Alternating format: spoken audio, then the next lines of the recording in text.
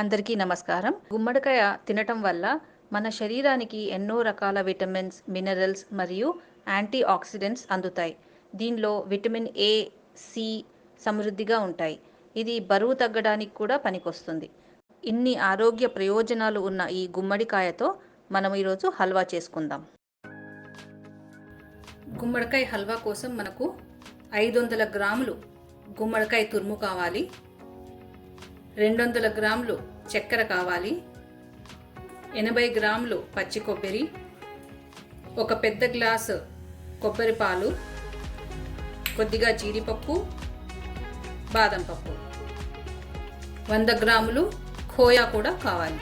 ముందుగా మనం stove on చేసుకొని ఒక ప్యాన్ పెట్టుకోవాలి. ఇందులోకి ఒక 1/2 టీ స్పూన్ నెయ్యి వేసుకోవాలి.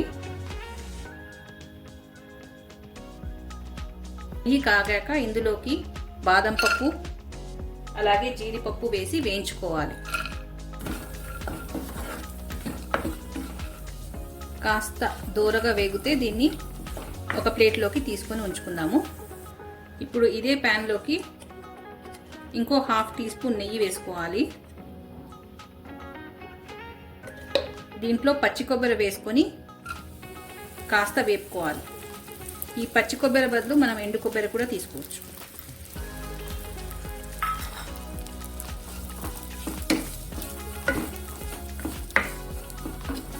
పచ్చి కొబ్బరిని ఒక 5 నిమిషాలు వేపుకున్నాక ఒక ప్లేట్లోకి తీసుకుందాము.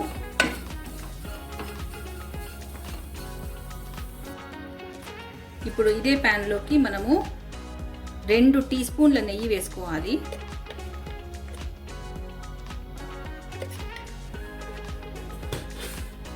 ఇందులోకి తురిమిన గుమ్మడికాయని వేసుకోవాలి.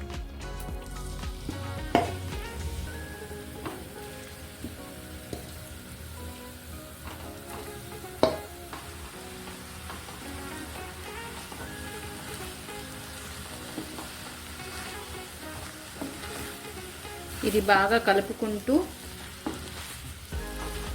ఈ గుమ్మడికాయలో ఉన్న నీరంతా ఇంకిపోయేంత వరకు వేపుకోవాలి. ఒక 5 నిమిషాలు ఈ నెయ్యిలో బాగా వేపుకున్నాక ఇందులోకి మనము ఇప్పుడు చక్కెర యాడ్ చేసుకుందాము. చక్కెర వేయంగానే నీళ్ళు ఊరుతాయి. ఆ నీరంతా ఇంకిపోయేంత వరకు దీన్ని ఉడికించాలి.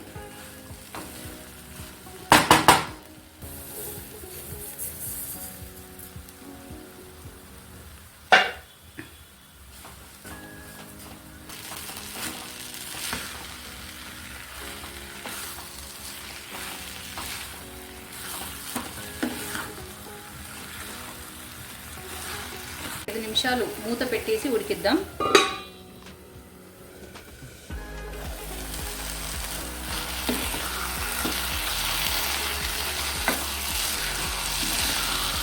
నీరంతా ఇంకిపోయింది. ఇప్పుడు మనం ఇందులోకి పచ్చి కొబ్బరి వేసుకుందాము.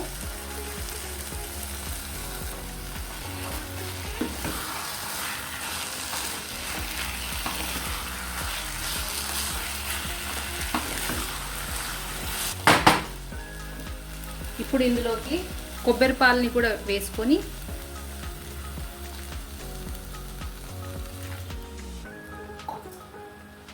ఒకసారి బాగా కలుపుకుందాము. ఇప్పుడు ఈ కొబ్బరి పాలు కూడా బాగా ఇంకిపోయేంత వరకు మూత పెట్టేసి ఉడికిద్దాం.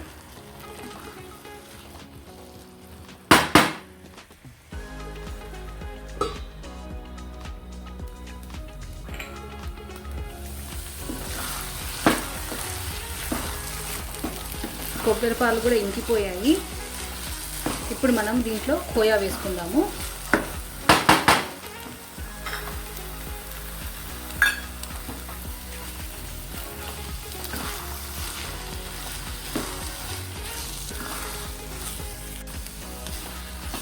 ఒకసారి బాగా కలుపుకొని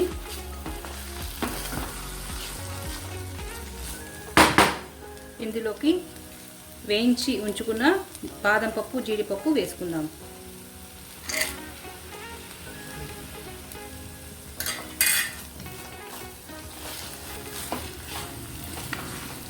మనం ఇలా కలుపుతుంటే నీటి శాతం లేదు, పైగా ప్యాన్ని వదులుతుంది.